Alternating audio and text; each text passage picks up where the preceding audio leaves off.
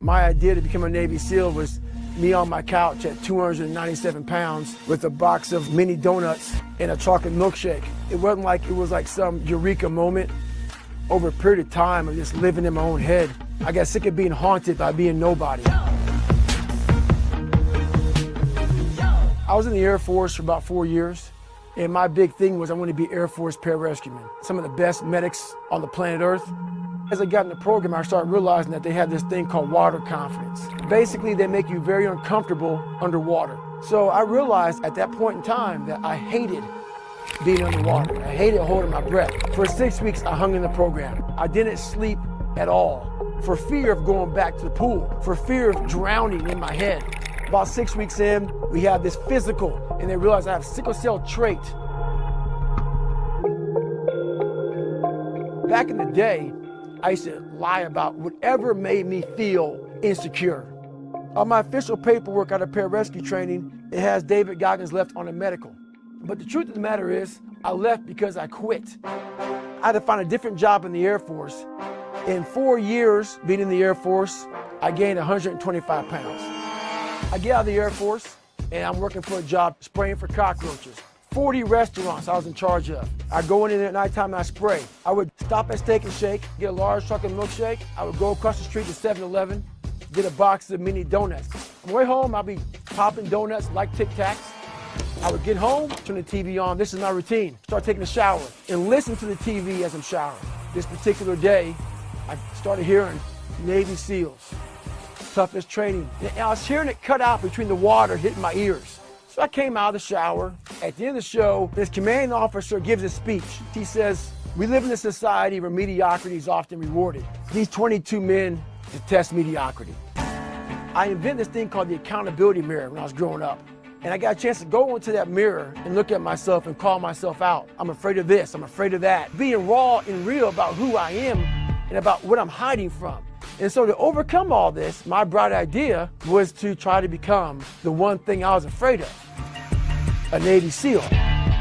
That day, I started calling recruiters up. And for 2 weeks, this happened. This recruiter laughed at me, that recruiter laughed at me, this recruiter said, "There's no way." And every time I heard a no, I said, "No, it's not meant to be." So I get back in my car and start driving back to work.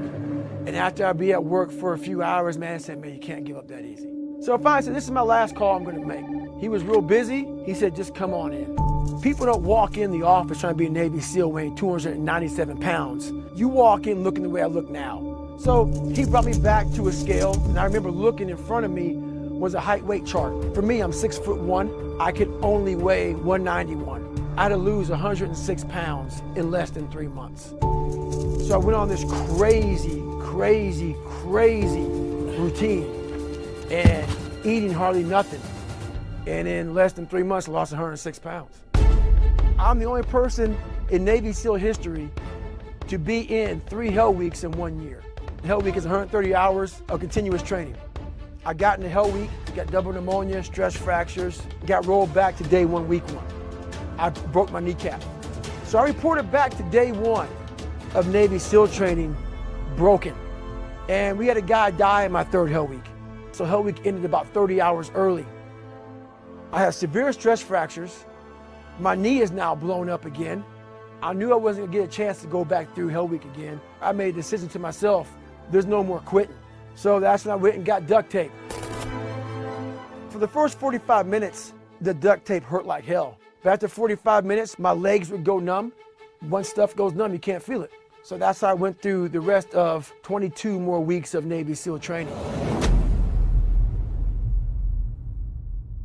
I was already at rock bottom my whole life. So when you know how rock bottom feels, you don't mind sleeping in the sewer. So at that point, once I realized that I already experienced the bottom, I no longer had fear of failure. But this took a long time. It's one like I woke up and, oh, eureka, I got it. And I started realizing that the mind is the most powerful weapon that we have. Once I was able to quiet my mind and realize that I was really not cursed, but blessed to have so many tools that I never saw as tools. While growing up, so much hardship. Only thing that can happen to me now is this victory.